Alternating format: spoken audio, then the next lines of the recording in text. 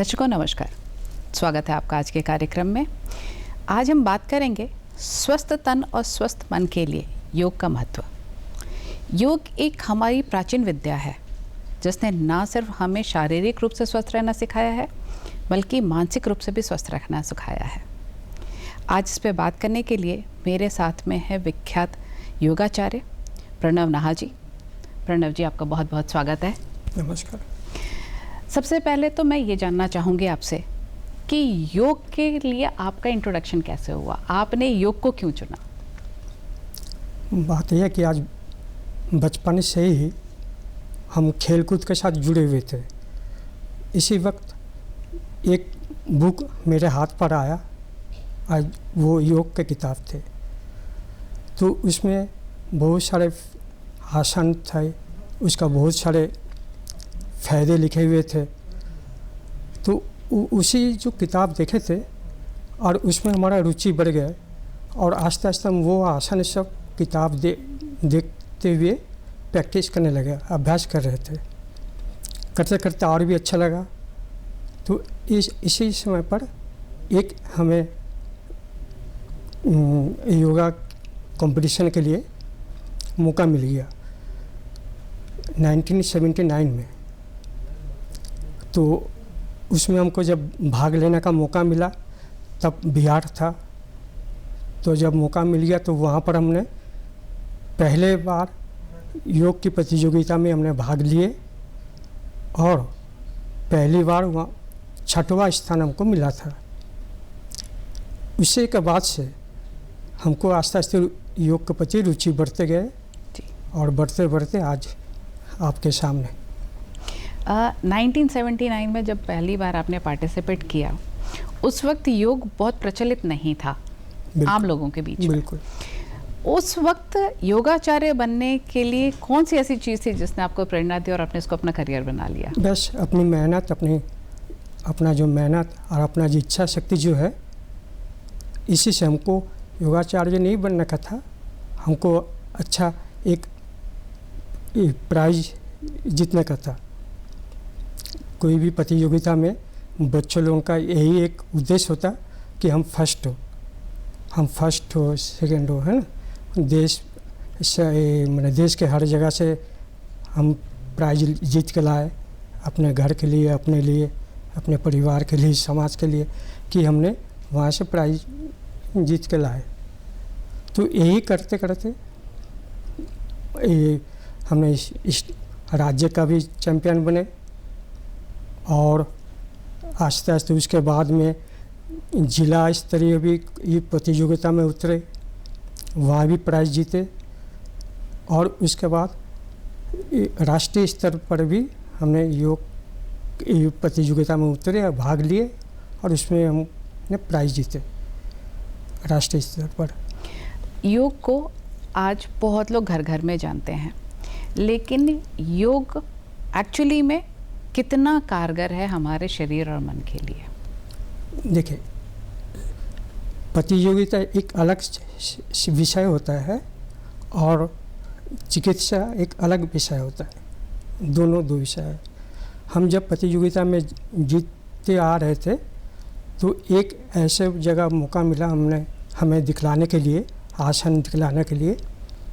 वहाँ पर जो मुख्य अतिथि थे तो उन्होंने हमें बोला कि हमें कुछ शिकायत है शरीर का, तो हम क्या क्या आसन करें।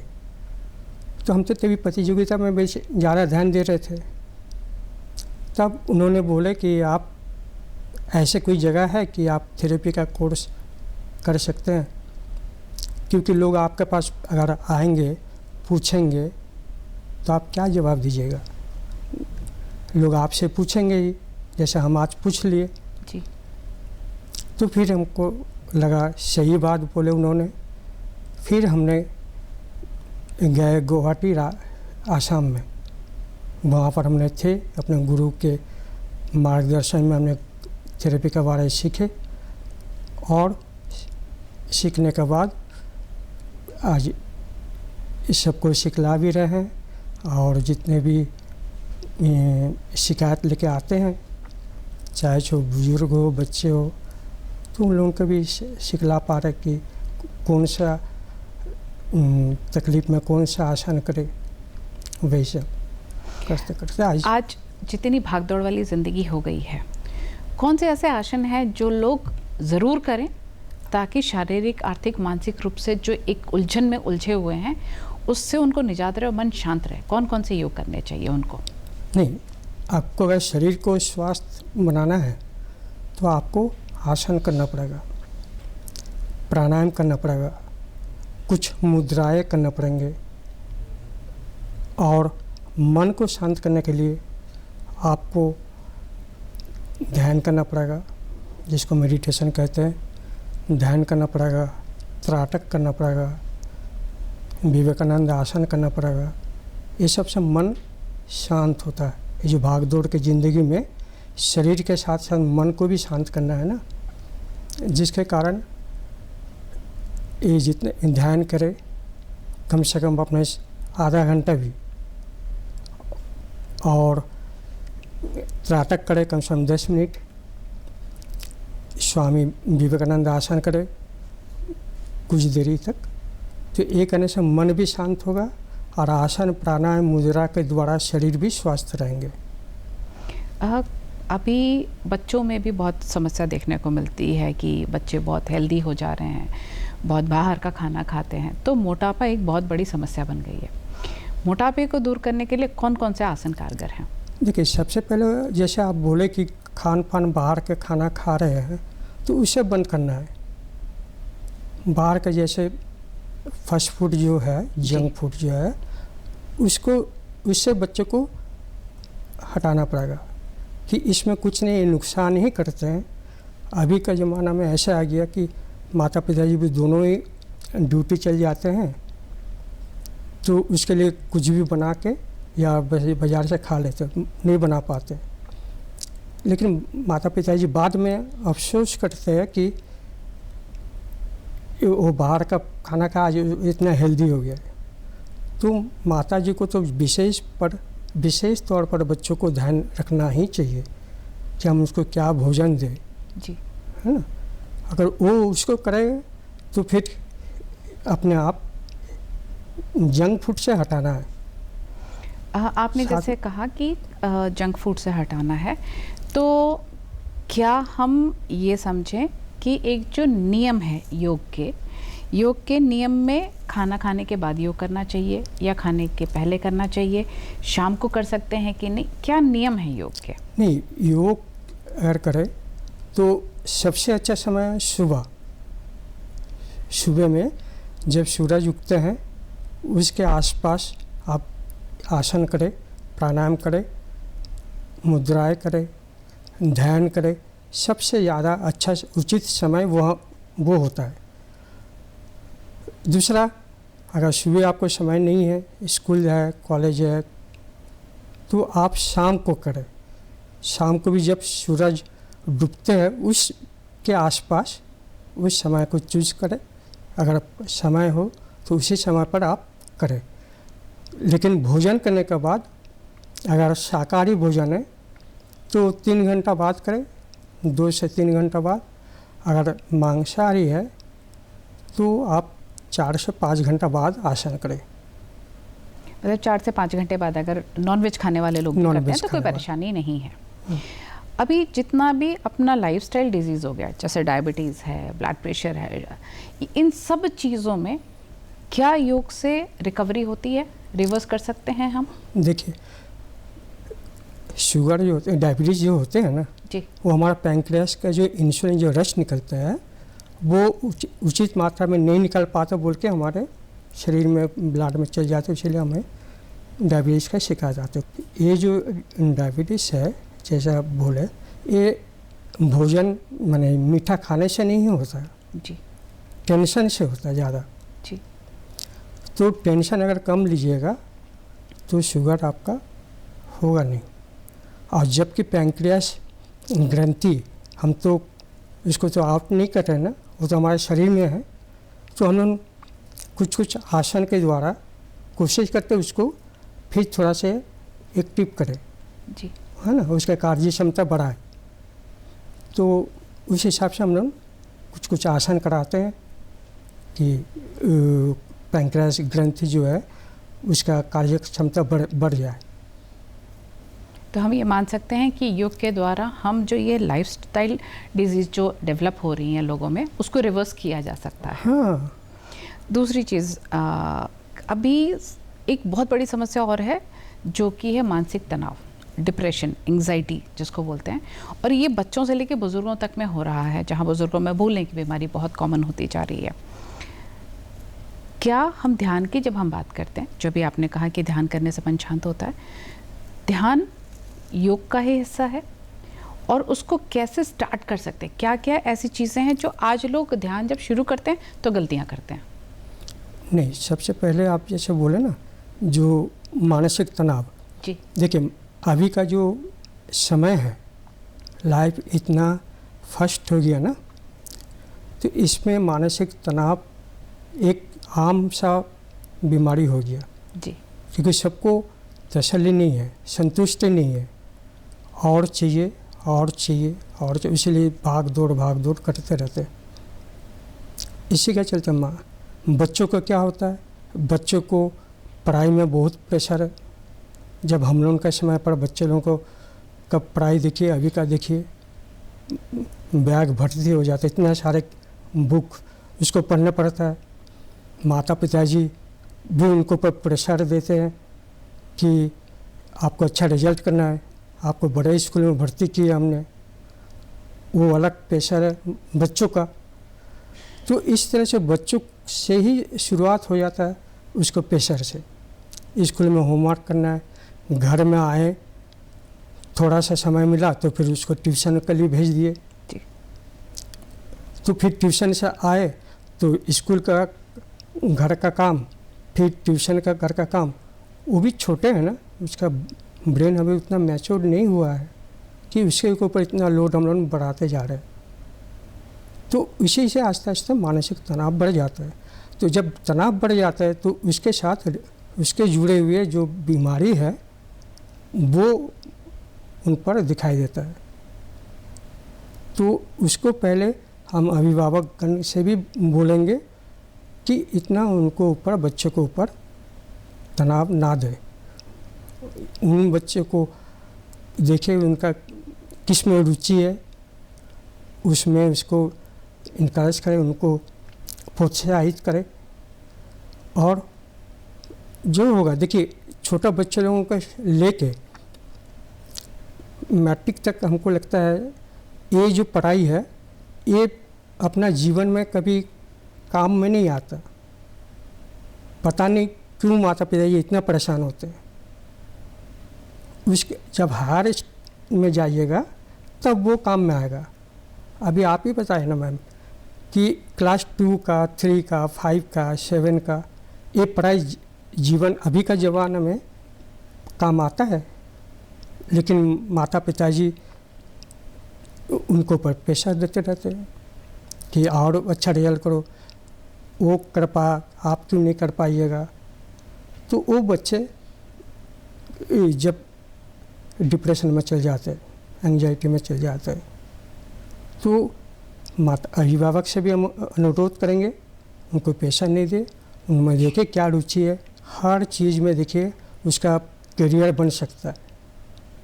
आगे कभी ये नहीं कोई सोचा था कि योग में भी करियर बनेगा, आज योग में भी करियर बन रहा है। देश विदेश में लोगों को अच्छा तनख्वाह के साथ रखा जा रहा है। तो हर जगह पर बच्चे में जिसमें रुचि है उसी लाइन में उनको प्रोत्साहित करें और उनको डेली ध्यान में बैठाए, बच्चों को त्राटक करवाए। जब ध्यान कोई भी शुरू करता है, या हम बच्चों को शुरू करवाएं या बड़े लोग जब शुरू करते हैं, ध्यान की क्या विधि है और किन चीज़ों का ध्यान रखना चाहिए हमें? देखिए ध्यान में सबसे कि जिसमें मेन बात है इसका स्पाइनल रीढ़ सीधी होनी चाहिए, आँख बंद होना चाहिए और दोनों मुद्रा इस तरह से बैठा, ये इसको बोलते हैं ज्ञान मुद्रा। जी। तो ऐसे अगर दाबिएगा, इसमें हमारा शरीर के ऊपर एक अंदर काम होता रहता है, ब्लड सर्कुलेशन में बहुत अच्छा होता है। इसमें ध्यान मुद्रा कहते हैं इसलिए। तो आप ऐसे बैठ के बच्चों को बोले कि आप डेली 5 मिनट, आस्ते आस्ते 10 मिनट, 15 मिनट ऐसे करते करते उसको बैठा है, शांत होने बोलिए। और त्राटक में क्या है, मान लीजिए कोई भी एक चीज़ पर उसी पे देखना है, इसलिए उसका मन भी शांत होगा, उसका आँख भी अच्छा रहेगा। क्योंकि देखिए अभी के छोटे छोटे बच्चे लोगों का आँख पर बड़े बड़े मोटे मोटे चश्मा आ गया। चढ़ रहा है। तो अगर त्राटक करेगा उसका चश्मा भी उतना नहीं लगेगा, और प्लस उसका मेमोरी जो है त्राटक में बढ़ेंगे, उसका IQ लेवल बढ़ जाएंगे। एक और चीज़ जो बहुत कॉमन है, अभी सुनने में आता है, सबसे ज़्यादा सोशल मीडिया पे देखने को मिल रहा है कि अगर आप भ्रामरी करते हैं रेगुलरली, मतलब अगर आप 10 भ्रामरी भी अगर आप करते हैं बच्चे और बुज़ुर्गों सब में, तो उनके मेंटल लेवल पे बहुत पॉजिटिव इम्पैक्ट आता है। कितना सही है और भ्रामरी करने का सही समय और सही तरीका क्या है? नहीं, सही समय आसन के बाद, पहले आप आसन कर लिए, उसके बाद आप प्राणायाम कीजिएगा। प्राणायाम में आता है भ्रामरी। तो आसन जब हो जाएगा जी, मान लीजिए कुछ आसन आप डेली सिलेक्ट किए कि हमको डेली 5 आसन अपने समय के हिसाब से, जो हम डेली कितने समय इस पर दे पाएंगे, ठीक है ना। अगर मान लीजिए आप ये विचार किए कि हम डेली आधा घंटा ही देंगे, तो आधा घंटा में हम कुछ आसन सिलेक्ट कर लेंगे अपने मन से। कौन कौन से आसन ऐसे हैं जो कि कोई भी भागदौड़ वाली ज़िंदगी, सबको ऑफिस जाना सुबह, कि आधे घंटे में वो आसन कर सकते हैं? कौन कौन से आसन? कौन कौन से नहीं, कुछ भी आसन सिलेक्ट करें। जैसे कि कुछ आसन सामने झुकने वाला करें, कुछ आसन पीछे मुड़ने वाला करें, और 1-2 आसन ट्विस्ट करने के लिए करें। जी, तो हमारा रीढ़ है, एक बार सामने, पीछे और मुड़ जाएगा। तो इसमें आपका शरीर स्वस्थ रहेगा, है ना। इस हिसाब से आप आसन सिलेक्ट कर लिए। और एक ही आसन नहीं, मान लीजिए 3 महीने के बाद फिर कुछ इसको हटा दिए आसन, दूसरा आसन जोड़ दिए, बीच बीच में चेंज करना है जी, नहीं तो वो शरीर के साथ ऑब्जर्व हो जाता है ना। तो वो उतना फ़ायदा नहीं होता। जी। तो इसलिए हर 3-3 महीना में 2-4 आसन जोड़े, 2-4 आसन निकाल दे। क्योंकि इसलिए निकाल दे क्योंकि आपको आधा घंटा ही समय देना है। और आसन जब हो जाएगा, जैसे सामने झुकने, पीछे झुकने, साइड, उसके बाद आप प्राणायाम करें। प्राणायाम में अनुलोम विलोम करें, भ्रामरी करें। अब भ्रामरी इसलिए बहुत ही सभी लाभदायक है, केवल भ्रामी बोल के नहीं, सभी प्राणायाम, सभी आसन लाभदायक है। भ्रामरी ऐसे है, भ्रामरी प्राणायाम जो आप करने से आपका ब्रेन में जो ब्लड सर्कुलेशन अच्छा होता है, एक तरंग होता है। जब आप छोड़िएगा ना, ये जो का आवाज़ आता है ना, तो वो उसमें ब्लड सर्कुलेशन ब्रेन में अच्छा होता है, जिससे कि ना तनाव कम होता है। ब्लड, हमारा मस्तिष्क ही मेन है ना, क्योंकि मस्तिष्क के बिना शरीर कुछ काम नहीं होता है जी। तो मस्तिष्क में जब ब्लड ठीक से सर्कुलेशन होगा तब आपका ब्रेन अच्छा रहेगा। जब ब्रेन अच्छा रहेगा तो आप स्वस्थ रहिएगा। क्या भ्रामरी से बच्चों का कंसंट्रेशन, पढ़ाई में मन, ये तेज होता है? हाँ, आपको बोले ना, ब्रेन के ऊपर ही काम है भ्रामरी का। जी। जब आप भ्रामरी करते हैं, आपको ब्रेन के ऊपर बहुत सारे ब्लड आने जाएगा। और ब्रेन क्या करता है, ब्लड से ऑक्सीजन लेता है, उसको ऑक्सीजन चाहिए। जब ब्लड आएंगे ऊपर भ्रामरी के द्वारा, तो फिर ऑक्सीजन वहाँ से लेंगे तो हमारे ब्रेन ठीक रहेंगे। जी।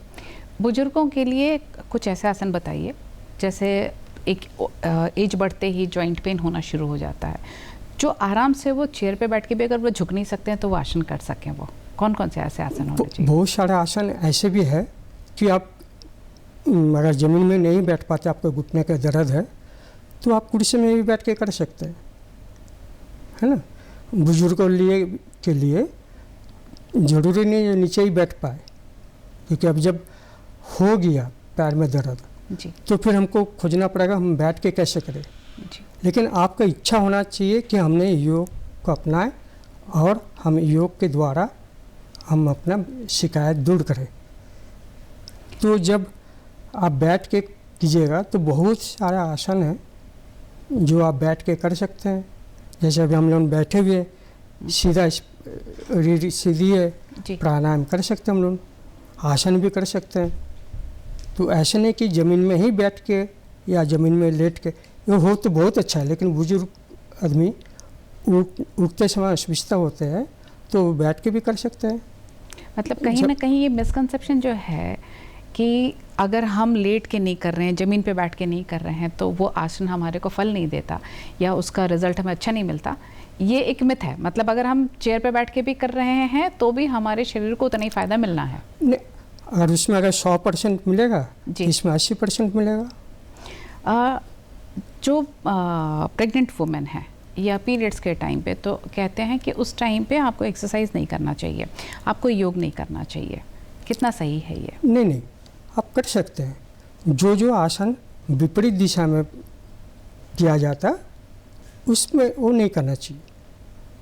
वो जो 3-4 दिन आप ऐसे आसन ना चुने, हम आपको बोले ना चुनना है अपनों को, या आपके पास अगर अच्छा योग गुरु है उसके मार्गदर्शन में रहे, वो बता देंगे कि विपरीत दिशा में जो सब आसन है उसको नहीं करना उस पीरियड में। विपरीत दिशा वाले आसन कौन से हैं? जैसे कि हलासन है, सर्वांगासन है ना, ये सब जो आसन है उल्टे और करना है। तो ये सब कर्णपिठासन है, ये सब नहीं होना चाहिए। बाकी आप बैठ के योग मुद्रा करें, जानुशिरासन करें, तितली आसन करें, प्राणायाम करें। अभी आपने एक चीज़ बहुत कॉमन देखा है कि प्रेगनेंसी का मतलब है कि डिलीवरी मतलब सर्जरी से ही होगी, सी सेक्शन ही होगा। तो क्या जो लोग योगा कंटिन्यूसली करते हैं वो हेल्दी बेबी नॉर्मल डिलीवरी से डिलीवर कर सकते हैं? हमें तो लगता है होना चाहिए। उसमें कहीं कोई बच्चे पे कोई दुष्प्रभाव नहीं आता है? ये तो अच्छा के लिए है ना जी। शरीर का तो अच्छा आसन तो अच्छे के लिए है, तो दुष्प्रभाव कैसे पड़ेंगे?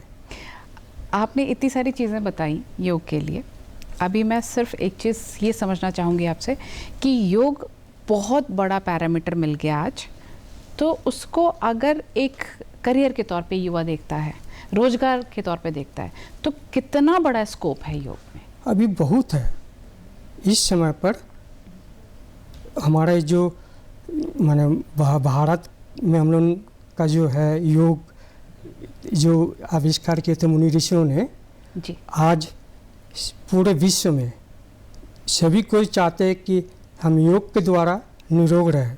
जी। क्योंकि आजकल लोग नहीं चाहते कि हम केवल दवाई खाएं और उसके साइड इफ़ेक्ट से जूझते रहें। जी। योग एक ऐसी चीज़ है कि आप कीजिएगा, इसका तो कोई माने विपरीत क्रिया नहीं होते हैं।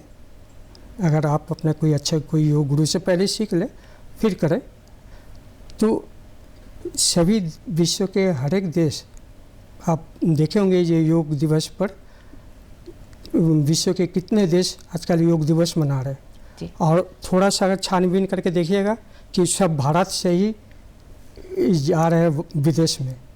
तो इस वक्त जो है अगर बहुत अच्छा अपॉर्चुनिटी है योग के क्षेत्र में अपना करियर बनाने का। अच्छा, एक लाइन मैंने कहीं पढ़ी थी कि योग के साथ अगर आप रखेंगे पेशेंस तो कभी नहीं बनेंगे पेशेंट। एकदम बिल्कुल। तो इस पे आपकी क्या राय है, जो युवाओं के लिए या हर वर्ग के लिए मैं बोलूँगी कि एक संदेश आपकी तरफ से? ये मेरा संदेश है, अगर आप योग में पेशेंस रखिएगा कभी भी पेशेंट नहीं बनिएगा। वो इसलिए है क्योंकि अभी का युवा जो है वो जिम जाना ज़्यादा पसंद करते हैं जी।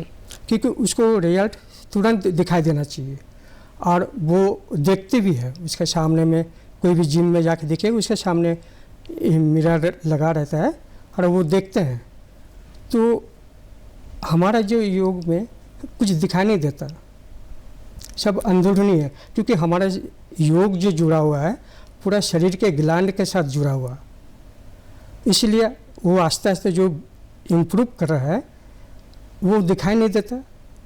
इसलिए कुछ दिन के बाद वो थक जाते, पता नहीं चल रहा कुछ हो रहा कि नहीं हो रहा, मसल हो बिल्डिंग रहा नहीं दिख रही है। हाँ, कुछ तो दिखाई नहीं दे रहा, मसल वाला तो दिखाई देता है, ये तो दिखाई नहीं देता। तो इसलिए हम बोले योग में अगर आप पेशेंस रखिएगा तो कभी भी पेशेंट नहीं बनेगा, ये हमारा संदेश है। बहुत बढ़िया। दर्शकों, आपने देखा कि कितने बढ़िया तरीके से आचार्य जी ने बताया कि योग में अगर आपने रखा पेशेंस तो आप कभी नहीं बनेंगे पेशेंट, जो आज हर व्यक्ति चाहते हैं कि उन्हें दवाई ना खानी पड़े, उन्हें हॉस्पिटल ना जाना पड़े। अगर आप निरोगी काया तो सबसे अच्छा धन और कुछ नहीं है। अगर आज के टाइम पे हम मानसिक और शारीरिक रूप से स्वस्थ हैं तो हमने आधी लड़ाई तो जीत ली है। योग को अपनाएं, शारीरिक आर्थिक मानसिक रूप से स्वस्थ रहें। और मैं सिर्फ एक चीज़ कहूँगी साथ में कि जितना शरीर को स्वस्थ रखना ज़रूरी है उतना मन को भी स्वस्थ रखना ज़रूरी है। तो किसी योग गुरु के साथ में आप कंसल्ट करें और ध्यान साधना में भी ज़रूर जुड़ें, ताकि स्वस्थ मन में ही स्वस्थ तन का भी वास होगा, स्वस्थ तन में भी स्वस्थ मन का वास होगा। तो हमारा मन और तन दोनों स्वस्थ रहना चाहिए। अगले कार्यक्रम में फिर मुलाकात होगी आपसे, तब तक के लिए इजाज़त दीजिए। नमस्कार। नमस्कार।